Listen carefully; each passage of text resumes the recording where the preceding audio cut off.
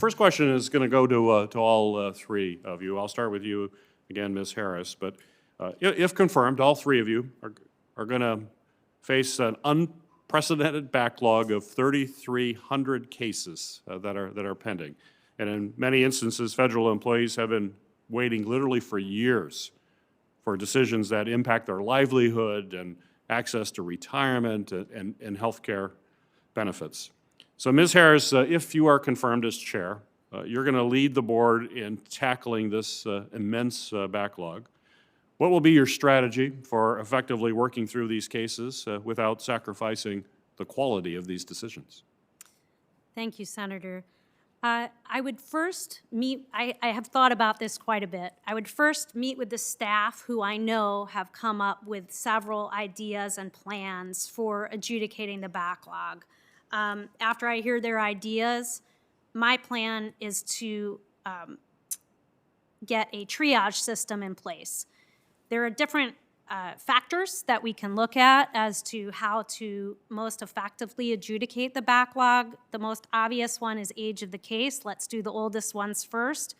But there are also other factors that I think are important. For example, relative importance of the case to the appellant and the agency. For example, terminations may be on the higher end of the triage system than suspensions, right? Because those are more important in adjudicating. Also, whistleblower retaliation cases that have been pending, stay requests that the Office of Special Counsel has not been able to bring to the board on personnel matters. Those are obviously important.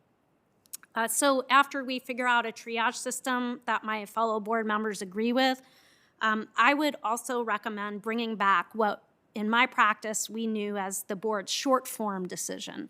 The short form decision is similar to when a federal court, appeals court, affirms or denies or remands the underlying decision without a lengthy explanation of the reasons for the decision.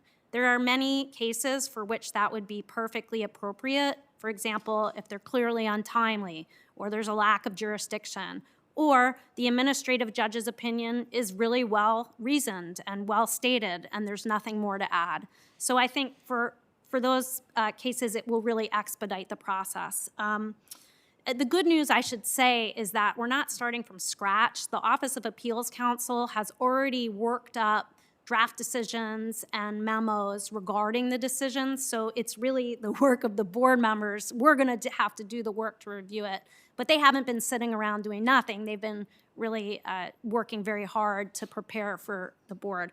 The last thing I would recommend, and this is just something that I'm a real fan of in my practice, is to increase efforts regarding alternative dispute resolution. These parties have been waiting around for 4, sometimes 5 years to get decisions, and circumstances have changed. Maybe appellants have moved on to other jobs, or they've left the agency. The management has changed. So we always think of that as a good opportunity to discuss settlement again. The board has an excellent settlement program with, I believe, I've read over 50% success rate in resolving cases. So if we can put attention and time into ADR for these cases, perhaps we can reduce the backlog by as much as 50%. So I'm really looking forward to it. I think the other thing is we've just got to roll up our sleeves and get to work, and I'm good at doing that. Thank you. Thank you. Mr. Levitt. Thank you. I really agree with what Ms. Harris said. Fundamentally, in the past, the board has decided about 1,000 cases a year, but that's all there were to decide. So it's really not entirely clear what a sustainable pace will be, but no matter what it is, I think just putting in the work and working our hardest, putting in the time, really will make a difference. I completely agree on the short order. Those short form orders have not been used for about the last 10 years or so, but they were for the 30 years of MSPB's history before that, and I think that'll be very helpful. On top of that, the only other thing that I would add is that MSPB has not historically had a really robust practice of the board members actually meeting together to talk through cases, and I really think there's an opportunity there to make a lot of headway and save a lot of time in deciding cases that way.